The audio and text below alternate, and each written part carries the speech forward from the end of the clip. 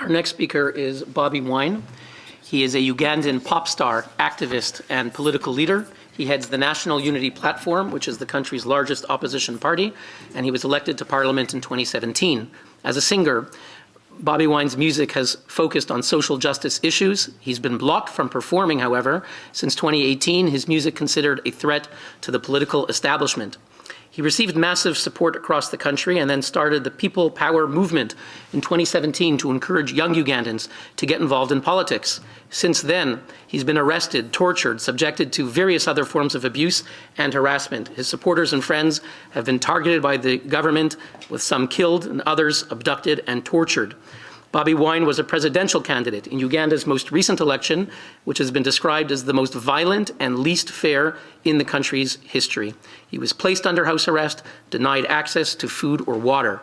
Now, I see that on social media there's tremendous excitement that you're here at the United Nations and that your followers refer to you as Mr. President. You have the floor. Mic check, 1, 2, 1, 2. Thank you very much for having me. I'm very honored and privileged to be here, not just for myself, but to highlight the plight of the people of Uganda and many people in the world that face the same that we are facing in Uganda. My name, like you said, is Kyagulanyi Ssentamu, although I'm more popularly known by my stage name as an artist, B.wine. I'm a musician, an activist, and also political leader. And yes, I challenged General Museveni in the 2021 election, which turned out to be the most violent election, not just in the history of Uganda, but in all elections that I've seen, because I had to campaign with a bulletproof vest and a ballistic helmet. I survived 3 assassination attempts in 3 weeks by the police and military. On the campaign trail, my entire campaign team was arrested and incarcerated without charge. Many were tortured, and many are actually still in detention.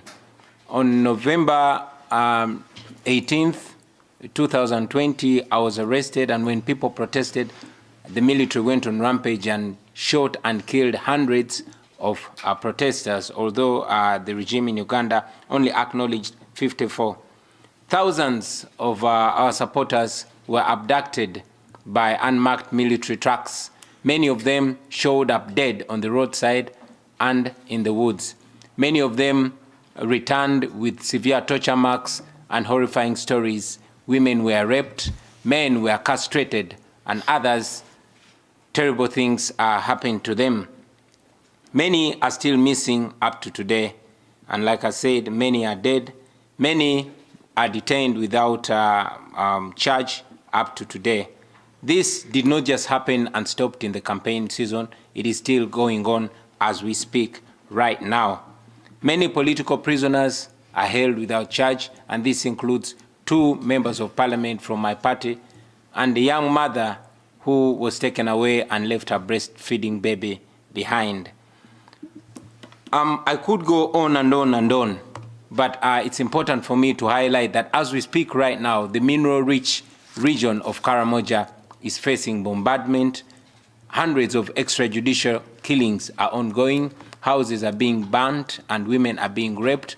All that is because that region supported us overwhelmingly and is facing the wrath of the military, which is commanded by the son of General Museveni.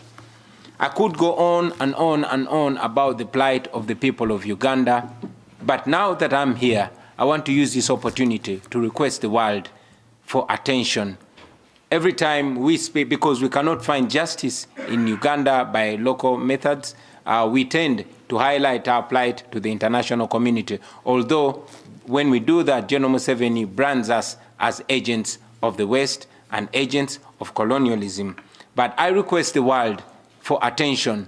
If we get just a fraction of the attention that other regions get, we believe that would be a healing process for us, ladies and gentlemen.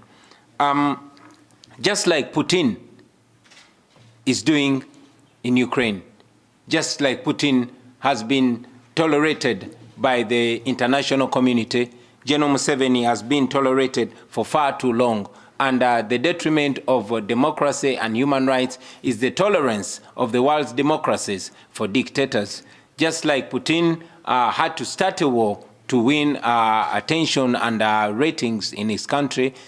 Just last month, Uganda faced a verdict from the International Court of Justice, having raided the Democratic Republic of Congo and plundering and murdering and raping women there. Now the taxpayer of Uganda has to pay more than $200 million to settle that which was caused by General Museveni. Uganda depends largely on international aid, and it's sad that the international community continues to have cooperation and to shake General Museveni's blood-stained hand. We have constantly called for sanctions. We've called for the same standard of human rights in Uganda.